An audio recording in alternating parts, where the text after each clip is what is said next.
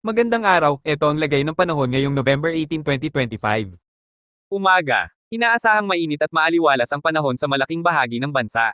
Mataas ang temperatura at mabilis uminit pagdating ng mid-morning, kaya mainam magsuot ng preskong damit at mag-hydration. Hapon at gabi, posible ang biglaang pag-ulan at thunderstorms, lalo na sa Luzon, Visayas, at ilang bahagi ng Mindanao. Karaniwan itong mararanasan mula hapon hanggang bandang gabi, kaya laging magdala ng payong o raincoat, bantayan ng localized thunderstorms na maaaring magdulot ng mabilisang pagbaha sa low-lying areas.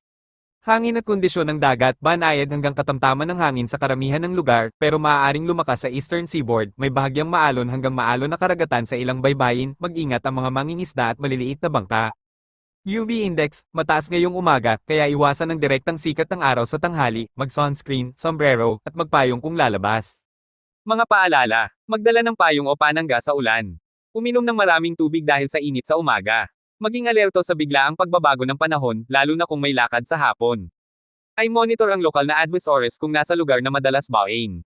Mag-ingat sa init sa umaga at ihanda ang sarili sa posibleng ulan pagsapit ng hapon. Stay alert, stay safe, at naway maging magaan ang araw mo.